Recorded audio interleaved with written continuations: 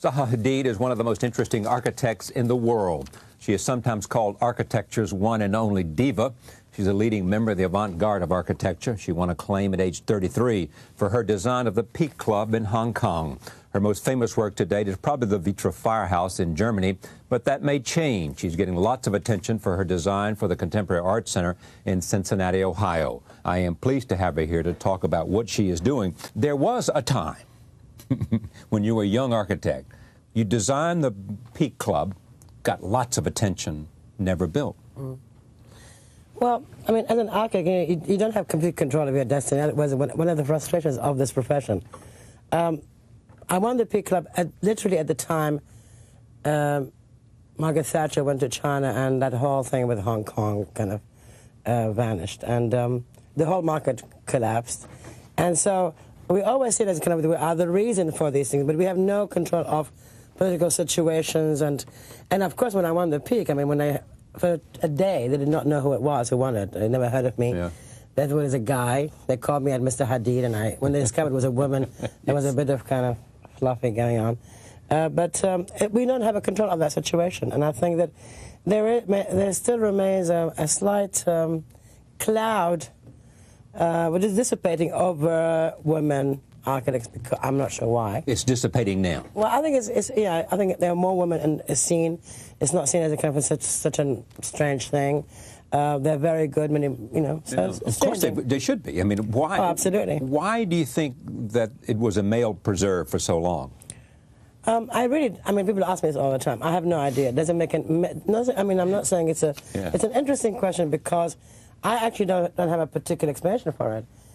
I think it's not just the thing with architecture is that the profession is mostly male, but also the related industries are male dominated. I mean, whether the contractor's world or the developer's world or whatever it may be, it is, like the trade is mostly men, but I think it will change like anything else, So what's the challenge here? First of all, you're an artist and you love contemporary art, yes? Yes. So this is interesting because you're going to design a building in which there is an engagement between somebody who comes to this public building, the Contemporary Art Center in Cincinnati, and art. And more than that, this is interesting, because you want to, the curator, the head director wants to create a building where artists will design, will create art for the building. For the building, yes.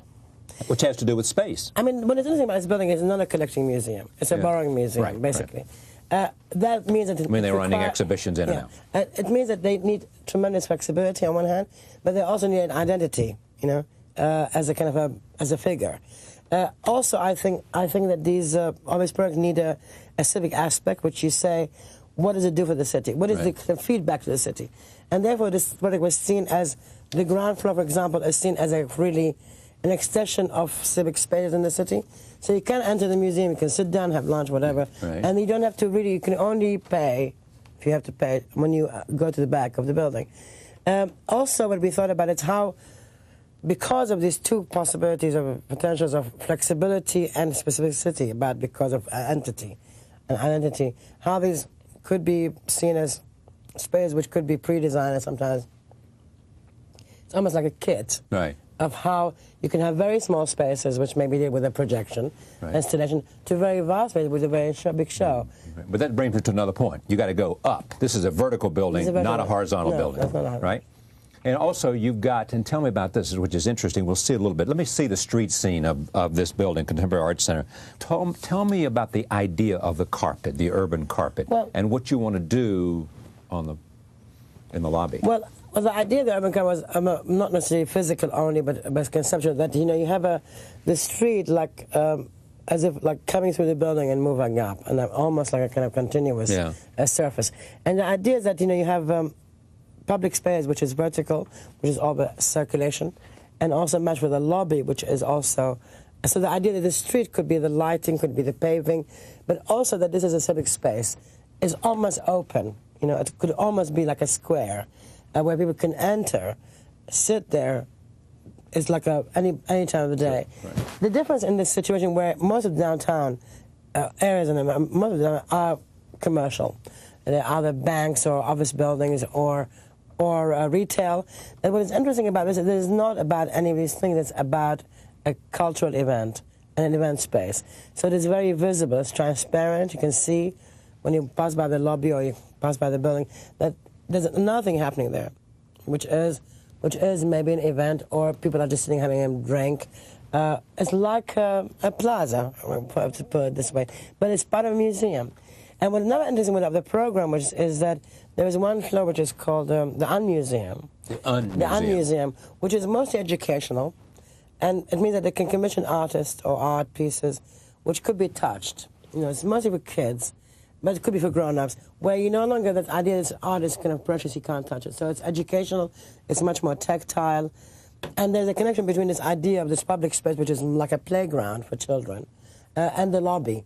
And what connects them is this kind of this circulation space. And the reason we call it the urban cup is that the idea of urbanism not as an event actually is kind of strung through the building. And the way you move through the building is much more to do with the idea of kind of city landscape, because these spaces cluster together like, aggregates. And it's like seeing a view of a very large city, but implode into the museum. All right, look at this. This is the exterior of the Contemporary Arts Center. This will be scheduled to build, December 99 to finish in the fall of 2001, correct? Right? Great optimism. We hope so, or we're being optimistic? No. I think it's going very well. I mean, the town might be optimistic, we'll say, to do it in 1 year. All right. What am I looking here? This is an isolated exterior, right? Well, the idea that this is a cluster made of different kind of transparencies. Right. For example, there could be solid pieces because it's a museum, right, but they could be intercepted by the pinky one. Like this could be the offices. Right. So there could be the other kind of interrupted by transparency or solidity. So you could see an exterior which is very solid, but one aspect of it could be transparent because the offices are aggregated inside the galleries.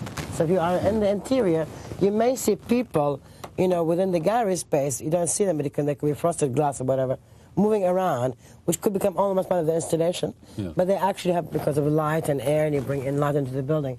And the intention is that these clusters of spaces also have crevices between them, which can bring in light to the outside. So you can have a very good lighting artist to do that, or you could have choreography of lighting on the street. But the idea that first you have to signal that this is not a kind of retail building. This is not a offices. This has events which are cultural, which open to the public. You can just go in and enjoy almost like a kind of interior park, the space. What is it about museums?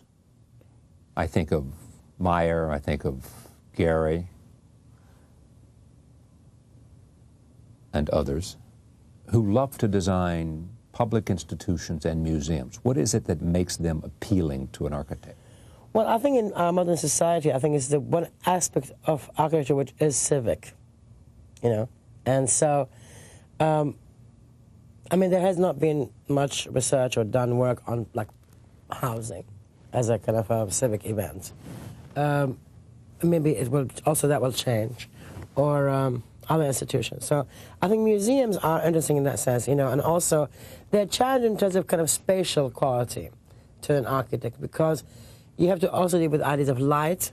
You have to think about how the person, not only how they place themselves inside the building, but how they place themselves inside the building and to view art. I think it has many challenging aspects to it. Challenging. Yeah, I think because of its civic role. Would you rather do horizontal or vertical? Can you make a broad statement that you prefer? No. But your experience had been more horizontal than vertical, or not? Well, because of the size where we had at the time, they are mostly kind of more horizontal. Space to work with. And also, I think that in the Peak, for example, I responded to the world of the towers, that you could actually do horizontal skyscrapers as opposed to vertical ones. They could have the same intensity, given that you have land. And I was also very interesting of the product, what I call of the ground. The ground product was very interesting for me because it would generate a new plan, and also it can generate different kind of organizational system within a ground condition. I don't mind if there's about that there are high rises. Yeah. Thinking back to where I started this conversation, can you think of any reason your architecture is different because of your gender? I really don't. I don't think so. You can't. Maybe I'm sure that women think differently. Than men. I don't know. But I know men who think more like me than other women. I really cannot say that. Yeah. there might be an aspect to it which I think maybe it is, but I can't find it. I can't really say this is like this because I'm a woman. But I am a woman, so it's an outcome of that. Yes, well, you are, sure. You wanted to be a chanteuse at one time, didn't you? Or did you think about that, or was just that you had this reputation as a singer? No, I mean, I never did. You'd break out in song at a party at the drop of a request. That was 20 years ago. You don't do that anymore? No. You don't do that anymore? No, I haven't done it. And how long? I never did that. You never?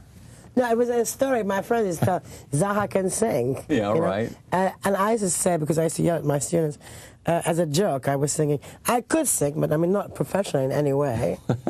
And of course, it was an article saying Zaha was a chanteuse. Yeah. I mean, I suppose. You suppose what? There was a moment when, I think when I was at the AA in my fourth year, I thought I could be anything.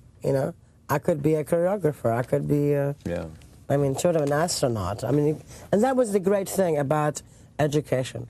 If they can give you a window out that you can actually, through your own resources for education, through research, you can do what you want. It's a tremendous thing. I just want to show this before we go. Take a look at the Center of Contemporary Art in Rome. The adjacent thing, when you see these pitch roofs, this was also on the site. There's a site which was an existing barracks. Yeah. Belonging to the Ministry of Defense, and the ex-Minister of Culture, Walter Veltroni, dealt with it, and it was something that is given to the Ministry of Culture as an aside for a future contemporary art museum. In Rome, they don't have a contemporary art museum. They have a museum or not, but not a contemporary art museum. And of course, they have a fantastic collection of arte povera, which is art from many Italian artists. And it's really a center as opposed to a museum. In a way, it's like kind of a marriage between the Tate in London and the Getty, like modern art and Getty. Yeah. So it has libraries, it has an architecture center, it has experimental. The intention was to kind of make a field project which it has one reading on one hand, and the second reading you can read individual buildings. So it's much more like streams, and it's layered like an archaeological project. So it's like many layers over each other.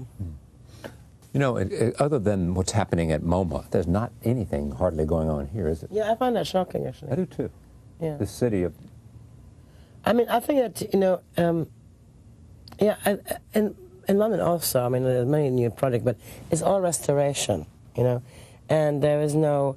I think that in New York, I always think New York is it's finite, that the grid is blessed, and it's unpenetrable.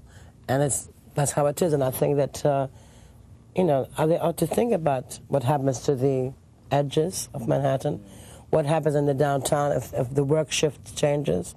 Do we really rethink about the skyscraper as an entity? I think it's still valid, but do we think about it? Do we think about how it connects to kind of public life? And there was an interesting thing about New York, which is that there was an undeclared kind of submission to the city, which says the lobby spaces in New York were brilliant, because they are public spaces. When you on 6th Avenue, when you go from XYZ, right. that whole Rockefeller Center development was very much addressed this idea of complex programming matched with incredible kind of fluidity, often in terms of people movement.